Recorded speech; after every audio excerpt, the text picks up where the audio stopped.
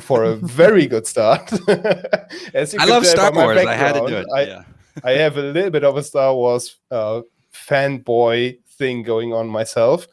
We are here not to talk about Star Wars, unfortunately, but we're talking about a similarly interesting topic, which is client retention and increasing customer lifetime value. And that is something that if you are running a business, you need to pay attention to, especially in times like these, where we are all still struggling with challenges. So before we dive into this, I would hand it over to Picha to give us a little introduction of herself. Then I'll go, and then we'll let Chris finish off and tell us why we brought him on. Sounds good. Yes. So my name is Picha Neri, and I am a UX and design expert and consultant, and of course, a Cloudways Maverick, together with my wonderful colleagues, Jan Koch and Lee Jackson, who's not here today, but he's here in spirit as ever. 100%. I am Jan Koch. I am the owner of Virtual Summit Mastery. I'm also a Cloudways Maverick, a proud fanboy of Cloudways, just as I am for Star Wars too. And Chris, tell us about yourself.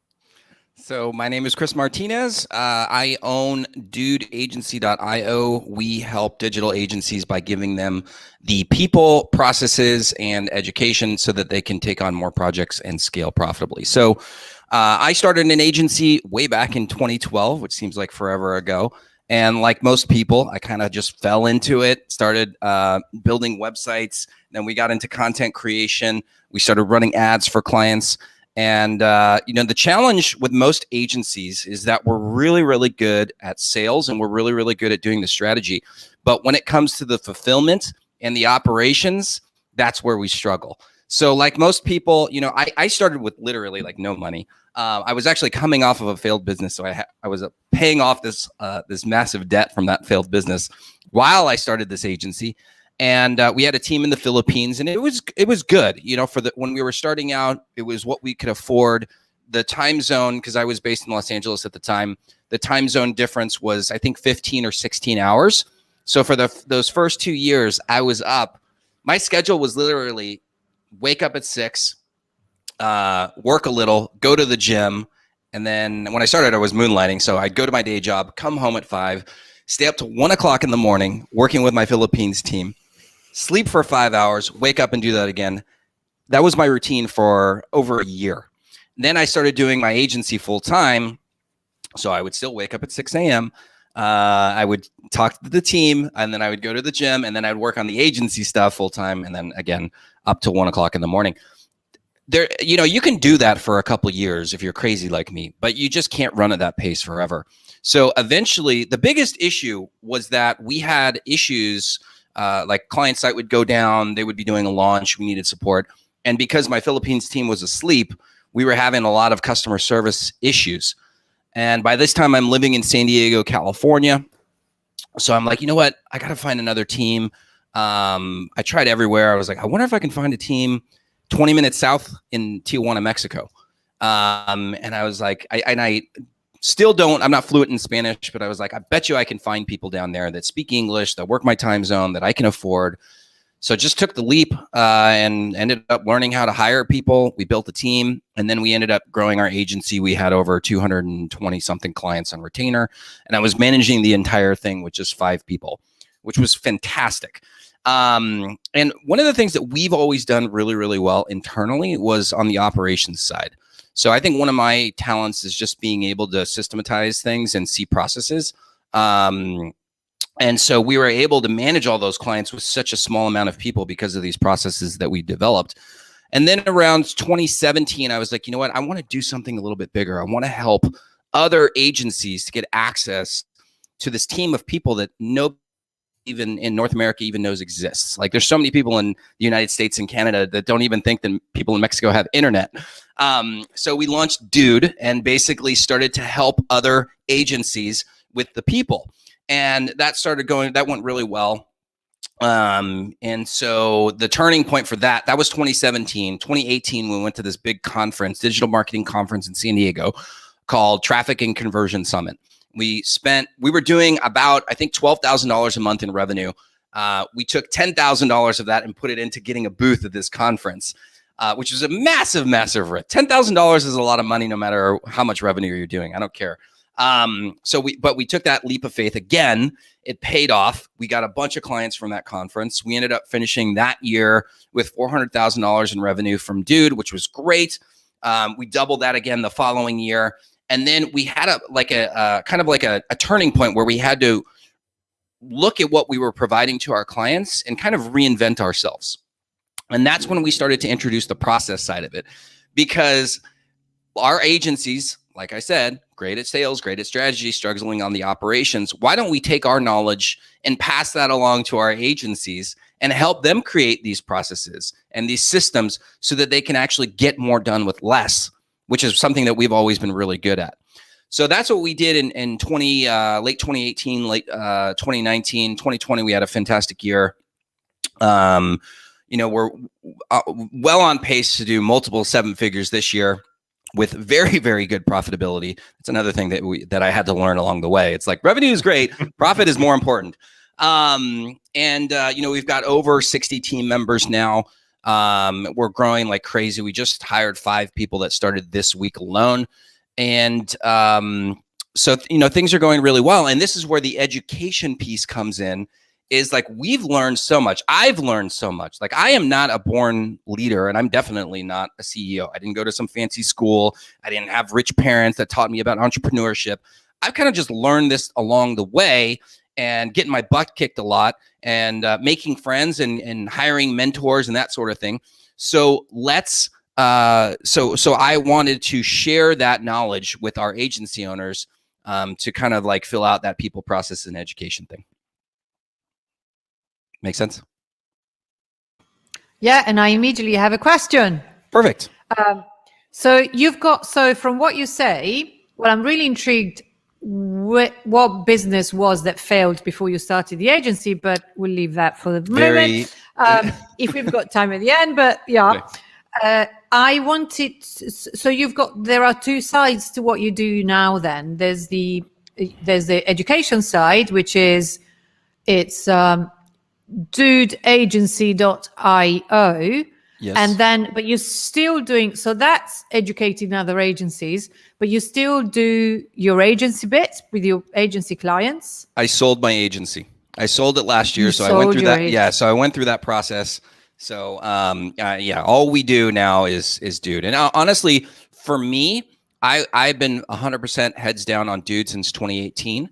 And so I had the gal who's now my customer experience director was essentially running the agency for almost 3 years completely on her own. So that's another like process that we created that I love to share with our clients. Yeah. And we do have some questions around Facebook ads coming in, but I think we'll keep that because it's not directly related to client retention and increasing lifetime value. But I know it's not. Yeah. What you just shared about selling your agency, I think, is a very good starting point to talk about client retention, because if you don't have this predictable stream of income every month, or at least from year to year, if you're selling like yearly contracts, then it will be very hard to sell an agency. So let's start right from the get-go. What do you think is one of the biggest mistakes that agency owners make when it comes to client retention? Oh, man.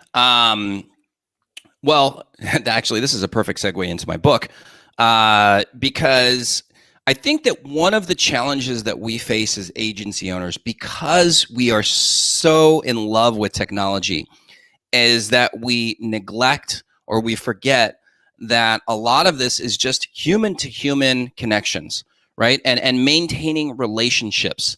I'll be the first to tell you, you cannot maintain legit relationships through email alone, through text message. You do need to talk to your clients, and ideally in person. But at the worst case scenario, like what we're going through now, Zoom calls, right? Let's turn the cameras on. Let's see each other. Let's try to start to develop a relationship. So in 2019, it was 2019. We had an issue because we had grown so fast, right? And we had just as many clients going out the door as we had coming in. And I was like, what is going on? And I'm sure that there's a lot of people that can relate to that. Like, we're selling like crazy, but we're not keeping the clients, so we weren't growing. And so I had to look at what was the issue. Like, why is this happening? Because on the surface, it seems like, we were doing the same things. Everybody should be happy. It's just not working though. So we're very good at collecting data. We have a ticketing portal that we use, and we're able to gather lots of data on like completion times, how many requests we're actually completing for clients, how many hours is it taking to do these types of projects, what are the different projects that we're doing for everybody. So I looked at the data, and I basically compared what is it that we're doing for our happy clients versus what is it that we're doing for our unhappy clients. And it really broke down into 3 things that I call bridge, connect, and deliver. So I'll start with the first one, which is bridge. So bridge essentially means having open lines of communications with your clients. Setting that standard at the very beginning. Hey, we're going to communicate every single week on a Zoom call. It's going to be like 15 minutes. We're going to talk about all the open projects. We're going to talk about what's going well, what you want us to improve, and then you're going to tell us what's the goal for the week so that we're all on the same page and we can start working together towards that goal. We also use Slack communication for our clients. And then the ticketing portal, of course, we're responding to requests through that. So we have 3 different ways that we can get instant communication with our clients. And so that's the first part of it. Just we have to bridge that gap. We have to be able to communicate in real time and avoid these inefficiencies in communication. And we have to talk actually like face to face, right? The second part of it, once we've established the open lines of communication, is where we go into connect. And this is where we develop a genuine human-to-human connection with our clients. We want to understand their goals. We want to understand their processes. We want to understand what they're looking to accomplish this week, this month, this year. And at the end of the day, we want the clients to know that if something happens, that we have their back and we're not going to desert them. This is very, you have to have the right people to make this work. Because in our industry, sometimes you find people that don't really care about the impact that your work has for the client, right? They just want to bang on the computer or whatever. So it's very important that you have a good hiring process so that you hire those people that have not just the technical skills, but also those empathetic soft skills that are going to really make a difference when it's, when it's wartime and you're in the trenches and you need to go the extra mile for the client. So that's connect, is just developing that human-to-human connection where the clients trust you, they know that you have their back, and also that your team has a connection and is really looking to serve that client. The third part of it is deliver. And this is the obvious one, but for whatever reason in my industry, which is essentially outsourcing, I like to say we're outsourcing on steroids, but outsourcing, people never hit deadlines. It's like the most frustrating thing of being an agency. They'd be like, hey, I need this done by Friday. And then you have the outsourcing team be like, okay, we'll get it done by Friday. And maybe they get back to you, or like, and then it's Friday at 3:00 and you're supposed to talk to the client at 3:30 and they're like, oops, sorry. Like, that is completely unacceptable. So we have to hit deadlines. We have to hit deadlines every single time, and we have to be passionate. We have to have a company culture around hitting deadlines. So we developed systems to ensure that we are always on track to hit a deadline. And in the event that there's some like crazy development thing that pops up out of nowhere, which happens from time to time, we have to let the client know at least 24 hours in advance so that they can go back to their client, and reset the expectation. Because clients will be a little bit annoyed, but they're way more annoyed when you're supposed to hit the deadline and it's like 10 minutes before and you're like, oops, sorry. It's like, why didn't you tell me this, 24 hours ago, right? So we essentially built processes internally to ensure that we are bridge connecting and delivering with every single client. And that's really what helped us to have a massive improvement in 2020, even though we were going through the pandemic. So yeah, those are the 3 most important things that we created that have helped us to retain clients. So yeah. You are striking a chord here, Chris. That is something, first of all, Tony, thanks for watching and for sharing your thoughts. But that is something that I see so often when I speak to clients, is that they have been burned by some developer who ghosted on them, or who never met everybody the deadlines. And it is so hard to win back the trust of those people. But once you do, they stay with you like forever, because they see you as the one holy grail, the one outlier in this WordPress develop or web development world for that purpose, that actually meets his promises. Yeah, absolutely. 100%. So this is the thing that you also have to understand. Every client has been burned, right? And so when you sign up a new client, there is a moment of buyer's remorse that every single client has. So you are up against that challenge of regaining their trust even after you've signed the contract with them. And by bridge connecting and delivering, you can start to reestablish that trust and ensuring them that they made the right decision working with you. So can I ask you, because you said that 2020 was a fantastic year. So was it thanks to client retention? Because I'm sure that something that a lot of agencies have experienced last year was that if they were relying on geographical location or connections, they might have suffered and might have not been ready. So was it thanks to client retention that the year was fantastic, you think? It was because he never has to wear pants again. Exactly. That was one of the benefits of working remote is no. So like it was one aspect of what really helped us, because honestly, we've never really had to do a lot of marketing for ourselves. We still get a ton of business from referrals. I go on podcasts and people reach out to us. And it's one of the things that I'm actually working on right now is developing that lead generation system for us. So the client retention was massively important, obviously. I would say that what's more important is that we had the right team members. So going into January, we set a new standard for the company. We had some people on the team that weren't 100% bought in to our mission and what we were looking to accomplish. And we knew that. And we said, hey, here's the standard. This is what's expected of you. And we knew that some of these people were going to leave, which is always painful, right? So within the first quarter, we did end up losing some folks. And then in March, at least in the United States, that's when everything went crazy with COVID lockdown. We ended up losing about 20% of our revenue. It was a very, very scary time. We had to reduce expenses. And basically, we knew that we had the right team, but the way that they came together and supported each other and believed in the company and believed that we were going to be able to get through, that was just as important as retaining our clients. The third thing was just knowing our financials. So knowing what the metrics were and like planning for worst case scenarios. It's not the sexiest part of running an agency by any stretch of the imagination, but we had a plan in place if things went horribly wrong again. And also it gave us a little bit of confidence because we knew that we would be able to overcome these challenges if they came up.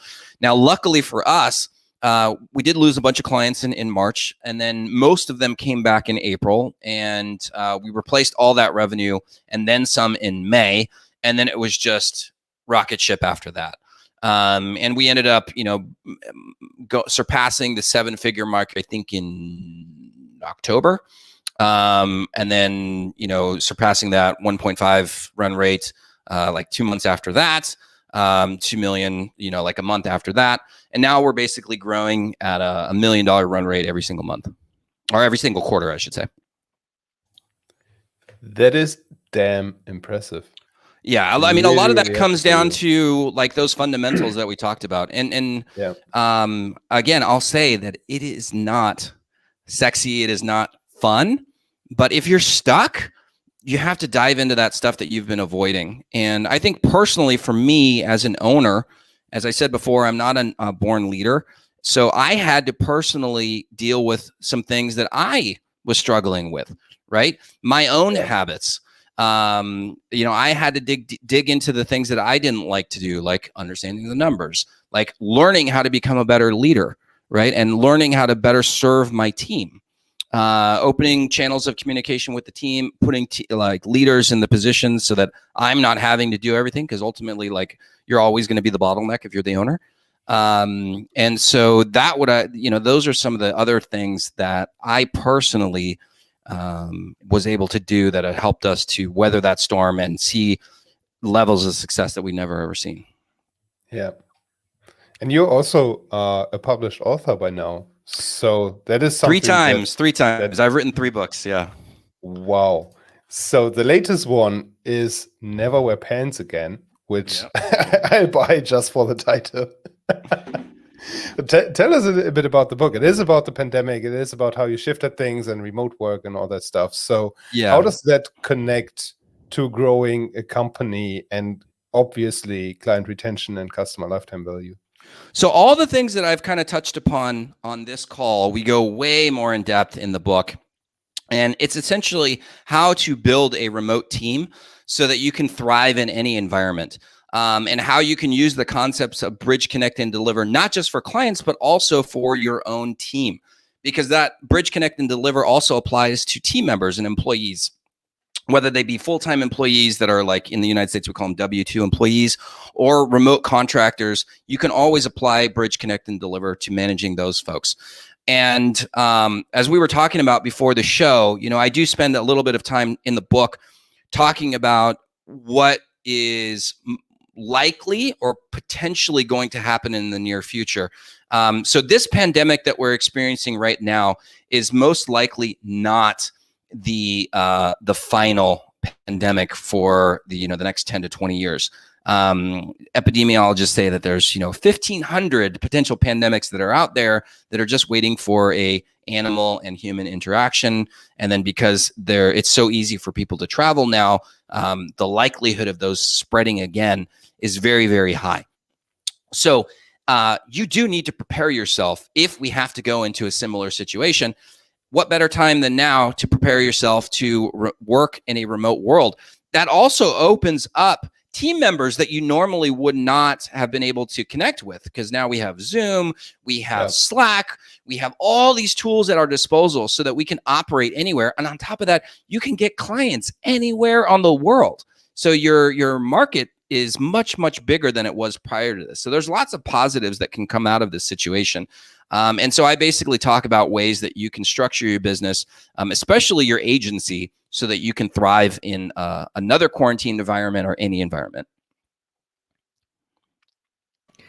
I'm not ready to think about the next pandemic. So I'm not ready.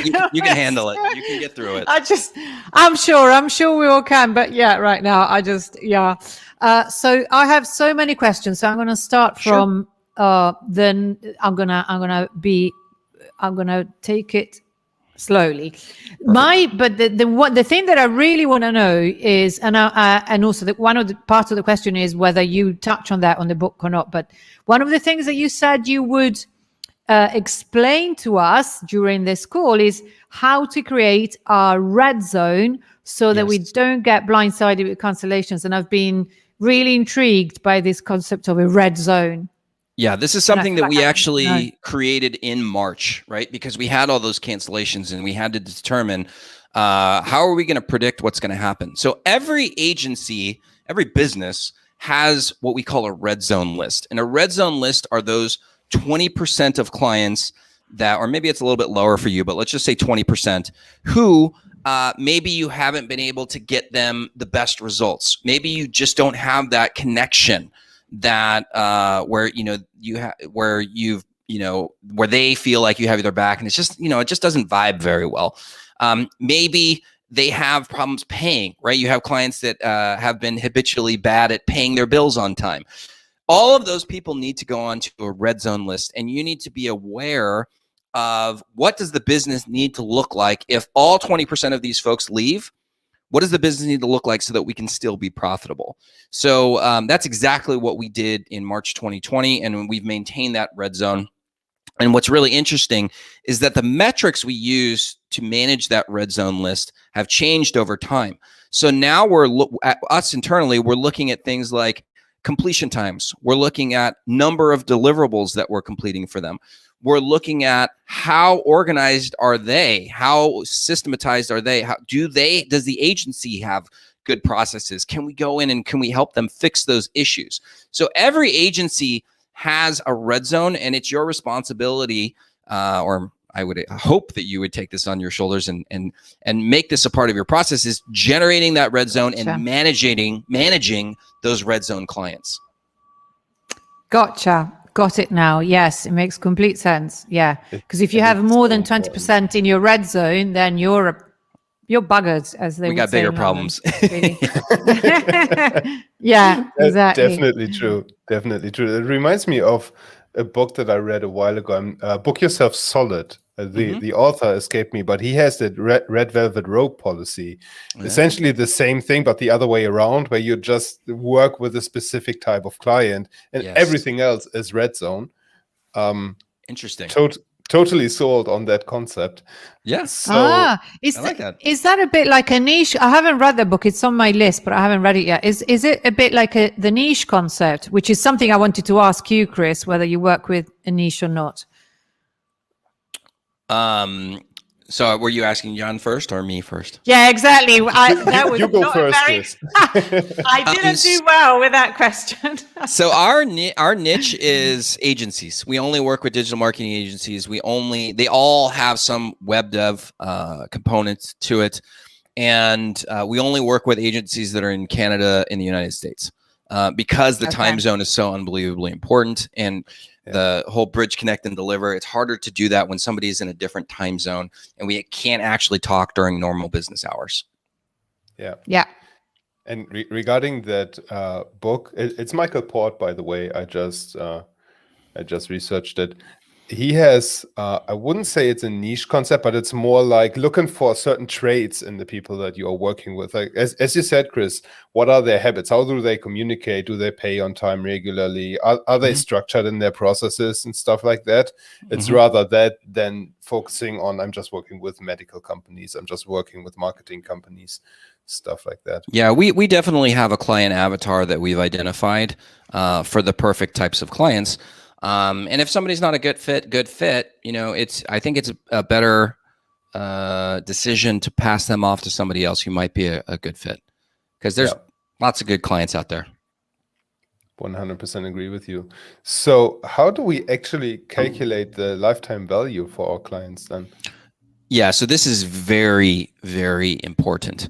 Everybody should be managing their churn. So let me start off. There's 6 areas where most agencies have issues. So if you're stuck and you're not able to grow your agency in terms of revenue, in terms of profit, and worst case scenario, and worst of all is like you're not able to pay yourself more, like you're taking on more, you're generating more sales, but for some reason there's not enough money left over to pay you more, which is like, I've been there. It's a very crappy feeling. But there's 6 areas where you can look at and you can usually identify where the problem is. And I'll talk about churn rate because it's one of them. So the first one is that your cost of goods is way too high. So cost of goods in our business relates to mainly the labor that goes into producing the deliverables for the clients. So let's say, for example, you sell a website for $10,000. The maximum that you should be spending on the production labor and any other software is 30%. So that's kind of like that sweet spot, is that 30%. If you're at 50%, what's going to happen is that you're just going to get to this point where you don't have the money to reinvest to get to the next stage. So you got to manage your cost of goods. So that's the first area. The second one is that your overall expenses are too high. This isn't typically a problem for agencies, but maybe you have an office where your rent is like way too high for what you're doing in terms of revenue. So that's the second thing to look at. The third is that you have very inconsistent sales and specifically not enough monthly recurring revenue coming in. So if you're only doing projects, and let's say you sell a bunch of projects in January, what typically happens, you take your eye off the ball, and then you finish those projects by March, and then in April you're like, holy crap, I don't have anything, I don't have any clients coming in, right? Yeah, exactly. So you've got to create consistent clients coming through the door, and ideally more monthly recurring revenue clients. The third area is churn. Right. So a 1% change in client churn is equivalent to 25% or more difference in profit. So it's very important that you manage how many clients are coming in and how many clients are going out. Right. So the simple way to do it is you just look at how many clients do I have at the start of the month and how many clients left. So if you have 10 at the start of the month and 3 left, then that means your churn is 30%, which is way too high. Anything above 10% is very, very dangerous. So you do need to get it below that. And essentially there is a formula that I'll give you in 1 second that you can use to calculate your customer lifetime value. So churn rate is the fourth one. The second one is that you're just not charging enough. The fifth one is that you're just not charging enough. If you're not charging enough money, even if all the numbers make sense, you're not going to be able to grow your own income and the business is going to struggle. Again, you won't have enough money to reinvest back in growth and team members. And that's the sixth one, is that you just don't have the right leaders on the team. So ideally you have a CEO, which is typically you have a COO to help you run the operations of the business. You have a director of sales and marketing. You have a customer experience director. You have a director of finance, director of HR. People can wear multiple hats, and you probably don't need those people if you're relatively small. But that is essentially the organizational structure that you should have in the business. And that's one of the things that we were struggling with, because we had a lot of team members. I was doing way too much. So getting back to that formula, the formula is you take the number one, you divide by your churn rate as a percentage. That will give you the number of months that people are typically staying. And you multiply that number by your average revenue per unit. So what's the average that people are paying you on a monthly basis? So let's just do some simple math here. So let's say my churn rate is 5%. So I'm going to take the number one. Okay, I'm showing you it on the screen. I'm going to divide it by 0.05 because my churn rate is 5%. That means that my clients on average will stay with me for 20 months. Okay. On average, my clients pay me $1,000 a month. Okay. So let's take 1,000. So that means that my average client lifetime value is $20,000. Okay. Everybody following me? I love how easy you make this stuff, because I've seen so many people overcomplicate this. Well, this is one of the hardest things. So I was watching some video, and after hours of doing research, this is how I found this formula. And I was like, man, finally I have this. So okay. So you remember lifetime customer value, $20,000. Let's change that by 2%. So let's do 1 divided by 0.07. Now our client's only with us for 14 months. And we can do the simple math times 1,000, $14,000. That is a massive difference. So what makes more sense? Should we reinvest our time and money into getting that churn rate down 2%? Or should we try and just sell more clients? I would argue it makes way more sense to fix that churn first. And then once you have it at a good, sustainable level, then go out and try and get more clients. That's really all that we had to do in 2020. Like, the clients were coming in, but we were also doing a much better job of keeping them. So obviously lifetime value goes up, profitability is going to go up because you're able to maintain the same margins and the same ratios. And then everybody wins, and I'm able to pay myself more too. I love this. And I would say that what you did, what you changed to keep the clients and to reduce the churn rate is just what you talked about, right? It's like the communications, expectation management, and making sure that you hit the deadlines that you promised. Yes. Bridge, connect, deliver, managing the red zone, hiring and staffing to make sure that we are proactively anticipating any potential issues. I mean, in theory, it's very, very simple. There's a lot that goes into it. And luckily, I have this amazing team of this leadership team that helps me with these things. So they bring a lot of ideas to the table. And part of our company culture also is really empowering all of our team members to do the things that we know that they're capable of. So a lot of the best ideas came from our staff.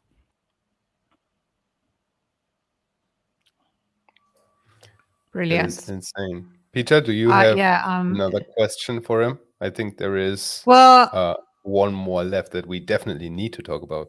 Sure. Yes. The next one which is also incredibly relevant at in current times, is how to build a remote team so that it can support this way of working, because it may seem easy, but it really isn't. And I think we will be stung by that. And I think that hiring in general is not an easy thing to do. And it's very hard to find the right people. And it's hard then when you've found the right people, you need to make sure that you retain them. You need to make sure that you communicate to them what success looks like, what you expect from them, and so on. Because even the right person may then, and I think that in right now, we're probably staying remote. As you were saying, this is not the first one. It will happen again. A lot of people liked being remote. It opens up new possibilities.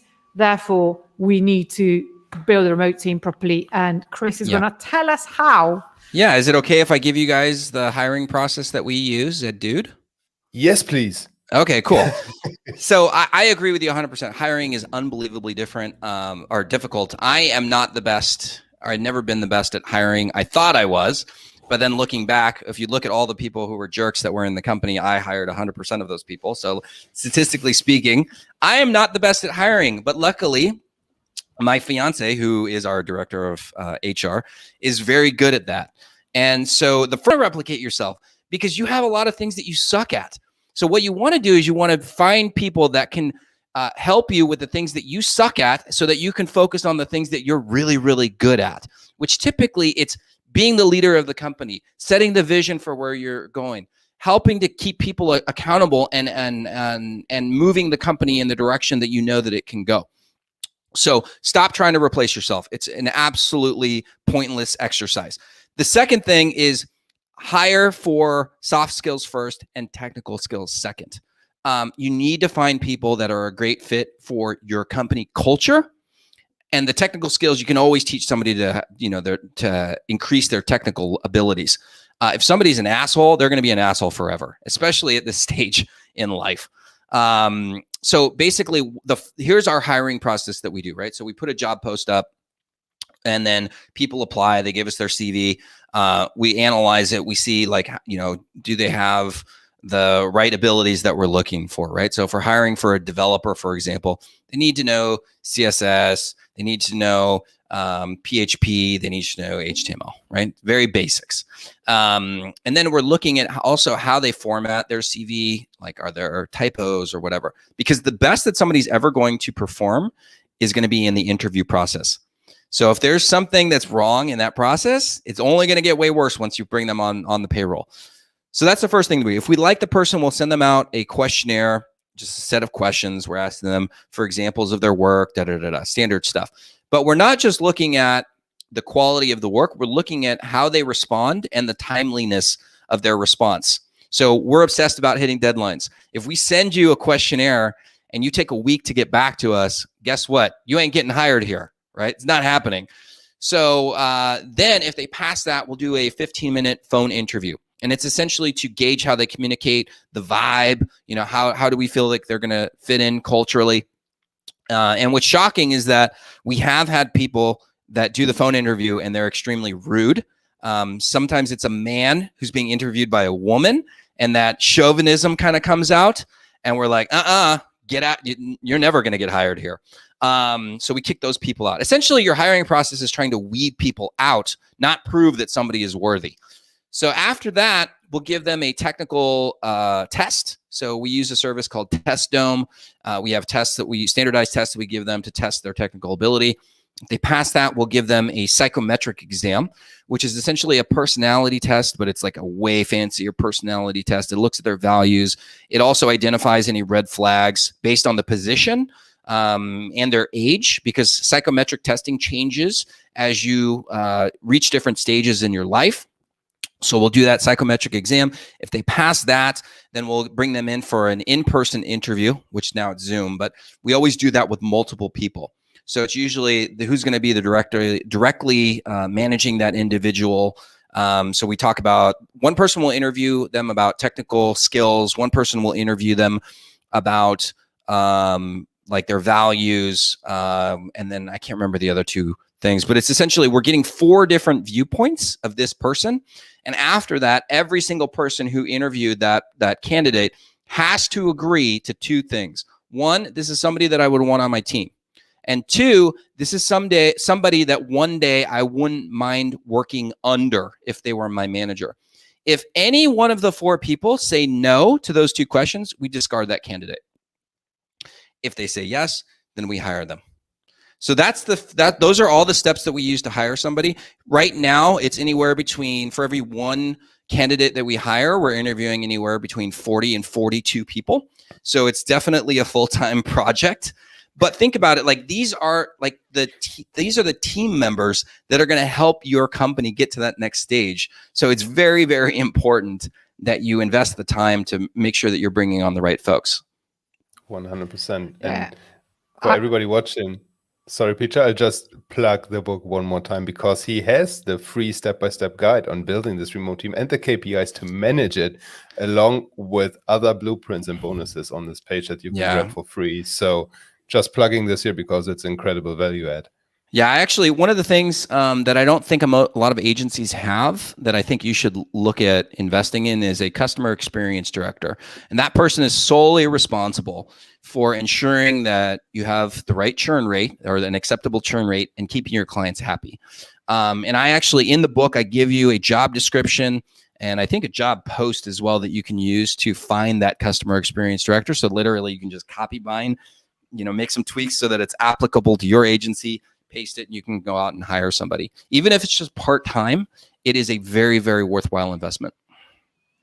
And I always talk about UX, and this is it. This is designing your customer's experience. It's completely part of that. So I couldn't agree more. And also another thing I wanted to say is that I really love what you said about the other things being more important than skills, because you can always train the right person, especially if it's not something, vocational, such as, an artist, then the skills can be learned. If the attitude is there and the right sort of mindset is there, then you can always teach skills. In fact, I've done that. I have taken people that I knew I would want to work with and I've told them, you need to learn this because you're working with me now. And I think that's the best way of doing it. Yeah. Awesome. I love it. Yeah, and I'm sorry for interrupting with that screen share. I'm not a pro at this, if you can tell. So, what I wanted to plug here is, before we are wrapping up this session, is the Cloudways Agency Partnership Program that is launching. So that is cloudways.com/agency. If you are spending at least $100 with Cloudways, you can bring your agency into this partnership program and you get some amazing bonuses and perks and benefits from being a Cloudways customer. And you will get for example, you will get a dedicated partnership manager. That is the one person you can speak to with all the questions and all the issues that you might experience, all the feedback you want to have, all the tricks and tools you want to learn around Cloudways. You get a Cloudways blog post, you get an agency spotlight article, and tons of other good stuff. And I sense that Picha has something to say about this. Yes, she does indeed. You could see that. I was like, chomping at the bit. Because two things. First of all, this is not going to cost you a penny more. So basically, Cloudways are telling you, can we give you all this for less money that you're actually currently spending? Because you'll get discounts and you just need to qualify for the program, but you'll get discounts and all sorts of things.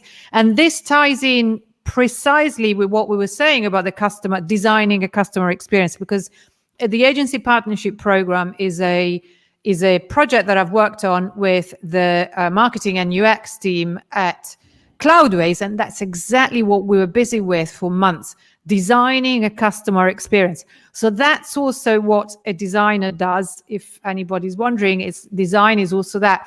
And that's what we did when I was leading the UX for this team, and we designed the experience step by step. And then after you've designed it, of course, you need to test it out and make sure that people are happy. And if they're not, you change things. And that's what we're doing right now. So that's why it's not you can sign up to request an invitation. That's what you can do now, because we're still testing. And I highly encourage everybody, if you're using Cloudways already, just request your invitation. You have nothing to lose, but everything to gain with this. Before we wrap up, Chris, is there any topic you would like to touch base on? Anything we missed in this conversation that you think is important to speak about? Oh, man. Well, I mean, I'll just touch a little bit more on the personal development side, because it's just been so unbelievably important for me. Because naturally we gravitate towards the areas that we're really, really good at or that come naturally to us. So for me, I love working on the business. From a personal side, I love exercise, right? I love going to the gym. The things that I struggle with or that I had struggled with have been like relationships with other people and my mental health, right? Ensuring that I'm managing my emotions properly. And those are essentially the 4 areas of your life that overall, for the most part, like if you have good health, if you have good mental health and you're managing your emotions well and you feel happy, you have less stress. If you have good relationships with the people, whether that be a big circle of people or just a handful of people, it doesn't matter. As long as you have good relationships with a couple of people. And if financially, if you're making the kind of money that you want to make and your business is growing in the direction that you want it to go, if you have all 4 of those bases covered, typically you're going to have a very happy and fulfilling life, right? And like I was saying, we gravitate and we try and emphasize in our lives a couple of those areas or maybe one of those areas. So for me, for example, I would be like, you know what? I'm going to focus all my efforts on the business because once I make enough money, I'm going to be able to have great relationships with my friends and I'll be able to, I'll feel happier because I have more money in the bank. And then, lastly, like the body part has always gone well for me. And so that's the opposite though. The money is really an outcome of having the other 3 in alignment and developing good habits that are going to ultimately lead to a thriving and strong business.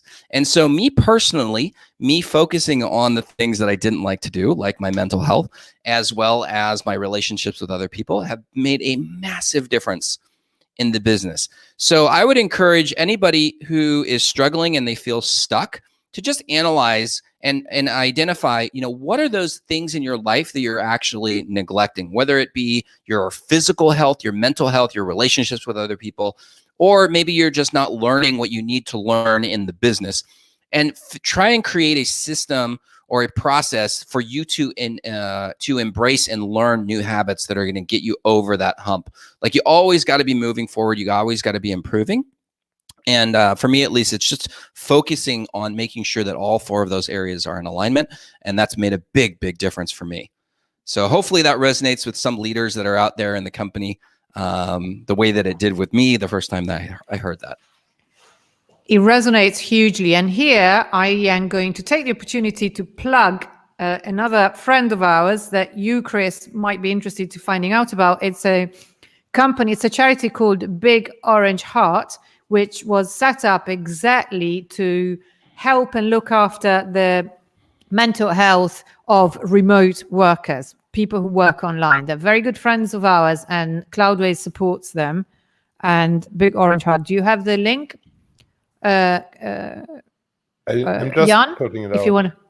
Yeah, Yes, because you're faster than me.